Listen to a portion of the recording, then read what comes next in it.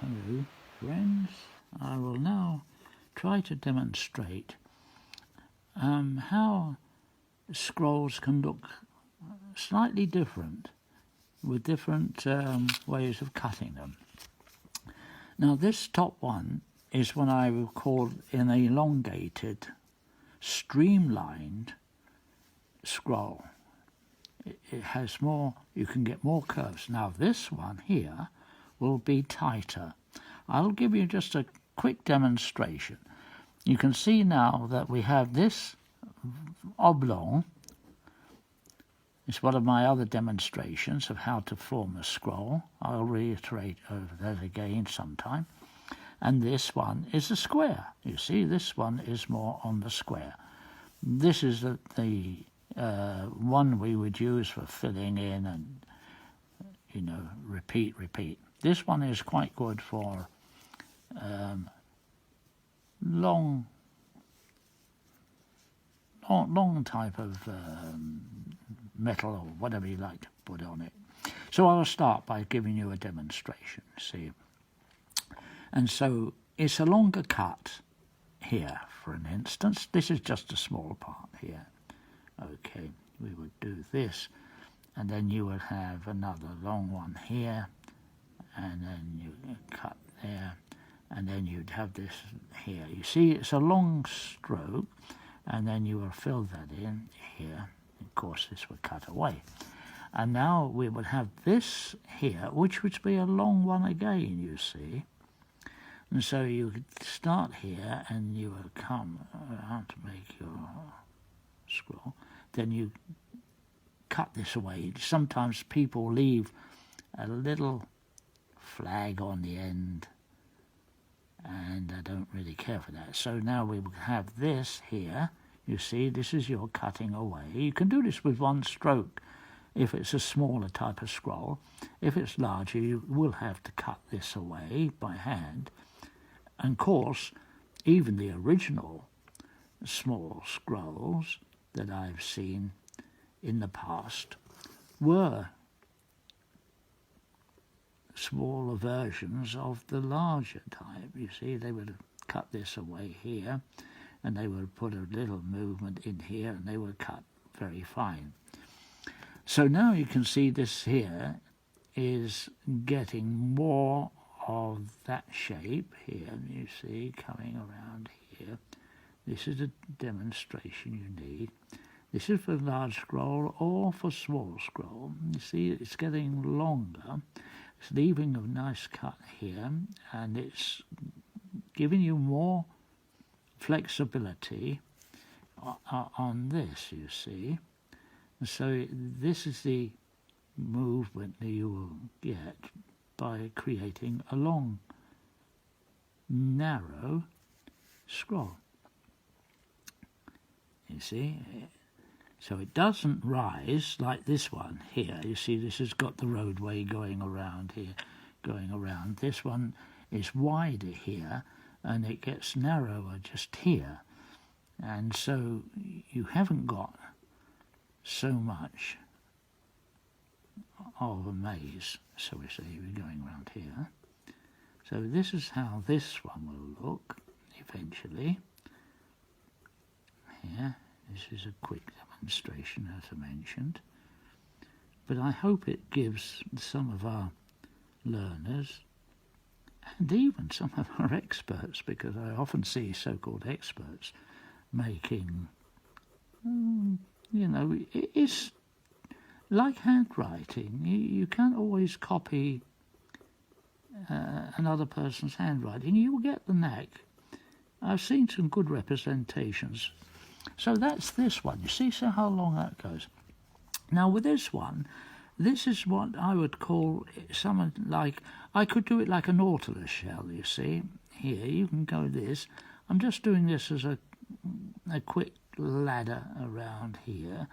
But you see, it hasn't got such a longer cut. It's not so streamlined. So we're going around more regularly in this motion, you see. So we're doing this here we're going here. We're not connecting to this line, you should notice here. So this is it. So it's all my little C cuts here. This is just this demonstration. So now what you do, of course, you cut this up here, and you would bring this around here, so not leaving a gap there. Okay. You can do lots of little variations, and this is just my style. You can put another, like a lot of people do, very quickly in here, and if you leave it like that, it becomes boring. So you put the cuts in here, and you deepen your cut here, you see, like so, and then you can vary these little inside leaves. You must, well, I wouldn't say must, of course, it's no, but the idea of a scroll was a growing plant, and these were representations of leaves on the plant which grows, you see. So that's like the scroll that was classified as English scroll, which we did on guns, and before that it was done on jewellery or lockets or snuff boxes, watches, and various things. If you look at the inside of a watch sometimes, some of the old-fashioned pocket watches, they had what they called the cock inside there, and it had been pierced, and a beautiful craftsmanship. But they were represented these type of scrolls, you see, inside. And I think that's what happened with the gun engravers. They came from the jewellery quarter, and they put their style of work on these little bits of the gun. Now you can see the difference in there. And this is what I would say was the square, and that is the oblong, you see. And I mentioned that before. So with this one, you would take your other one off this area here like this, you see. I'm coming fast, I'm not turning the paper. And it will go like that, see, so it's not going too far in like this, you see. So I'll measure there, and I could come back here because I know that's what's going to happen there. And I will do this, you see.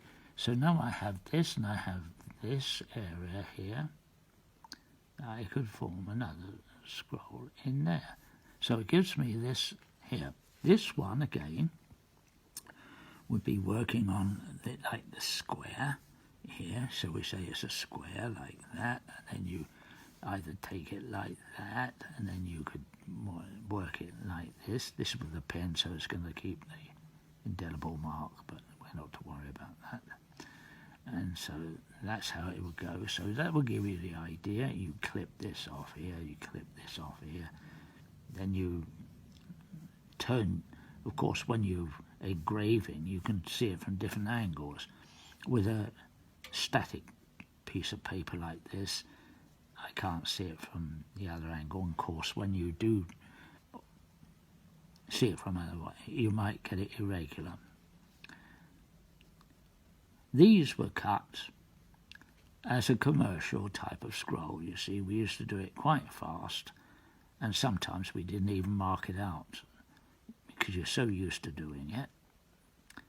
So you put your graver on, and it was like drawing, so you did the things fast. So you can look at some of the old guns, and they're a bit erratic, but they were done to a price, and the gun maker was waiting for it. And the majority of the engraving was just to cover and form the pattern of the gun makers. So that's there. You could see a Purdy and a Boss and Holland and all those just by their sort of trademark engraving. You see, so I'm working it this way, so it's getting like that, and I'm cutting here. With your graver, you work different to the pen sometimes. See, so I'm cutting here, And a lot of the engravers in there weren't artists. They were artisans. They were taught as young boys. They were workmen. They did it everyday type of work. Just get in and you do the various patterns and bits of that, and that was your work. Today we try to be a bit more artistic, and you can see how it develops itself. And it's quite pleasant, really, you know, pass your time away, just get into the rut. Only, of course, you had to turn them out in so many hours and at a certain price, and you could click, click, click away. The faster you went into this technique, the more money you earned or bonus you got. So there you are. That's giving you some idea, I hope. Of course, this is, you refine this, of course. But I do see a lot of engraving just left fairly coarse. I think the problem is that we haven't seen enough of the original type of work. And sometimes you will see inferior work. You won't discriminate from it because you haven't seen other quality work. When you do see the quality work, it's inspiring, you know.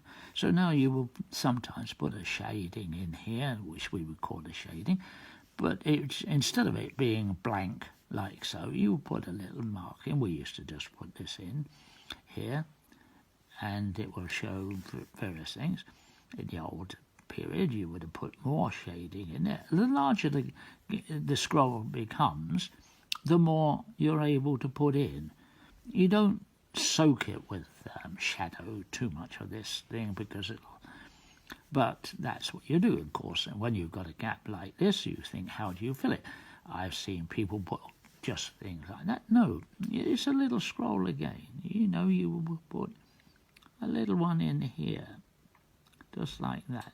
So it represents this, you see. So all you do is you do that here, and then you put another little cut in there and clean this up here, there, and see you have this. And that's what you do with these areas here. You can fill them in different ways when you do it in a large scroll here, you see, like that. You can do this type of thing. And then when we do this, and it's not, it's like so, I will see a lot of people, they don't really know how to do this outside work.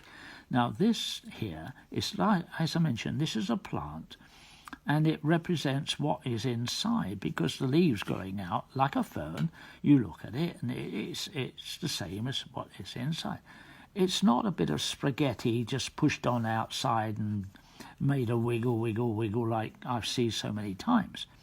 You try, but of course now, if you do all that, it doesn't always look as pretty. It looks more stumpy. So we would put some little shade like this. Now, when you shade this, it really pushes the shadow that you will gradually put on the outside, shall we say, like so. When you put this on the outside and you shade this in, it pushes the scroll out. You can see the scroll then before it's just blank like that. See, so the idea is to get something pretty, and you get it nice and regular like so, and you fill it in. So you're flowing with this here. It's not going up like little posts in the air, you see. So now you've got a gap here, you've got this here. So I keep these fairly regular in its way. And some people just put one there, and it goes another way, and they go against the grain. You see, it all grows this way. So this one here has got to grow that way, you see. See, it grows that way, and it goes like that here. And of course this one was going this way, so you put this little chap on top like so. And then you've got a gap there which looks out. You can put this little guy in here. So it fills the seed, so now you've got this regular look about it. And you will say the same again here, because you're following this around here, and you will do this. You can make these. Marcus has got a nice little video, he can show you how to do these. But I like, instead of a line like that, you see they're just, because of the pen, it makes this line, this mono, I call it a mono line, that might be correct. But I like to, if it was a pen or a graver, I will start in fine here, and then I go pop like that, and I will get a little, I'll demonstrate here, see, I'll get a teardrop, like so. And now you've got the dark shadow here, so you can put this across here like that, you see, so it gives another effect. It gives a good effect to your engraving if you can get a variety of cuts like so, then a finer cut over the top there, or whatever you're going to do, you see. And so you have that. This little chap will go this way, because I mentioned it was going that way. And we will do the same here. And we'll put that little there, what I do. And so you can put another little in here to balance it. And, of course, there are other ways you can make these longer. No, not on this one, but if you do the whole thing, you can stretch them out. Winston Churchill used to do the same with his. Just look at various engravers. Mentioned again, look at the good ones. There are quite a few that are not so wonderful to emulate. Try to emulate the best, you see. All right. So you do these here, like so. And you're going all the way around, and then you put a little shading in sometimes here. And you shade this here, and shade this. And of course, then when you come into here, to throw this scroll out, you used to put a little bit of shading in there. Right? So you would just get this movement here. So it will be shaded, and of course these would have a little bit of shadow on them, like so, like this, like that. Okay? So I'll just put some little things in there just to show here. They vary. And you'll look at the Belgique or the German and the Italian representation of English scroll, and they all have this a variation of their own. And as I mentioned, because it isn't something you can draw out and trace over, shall we say, and do the same thing.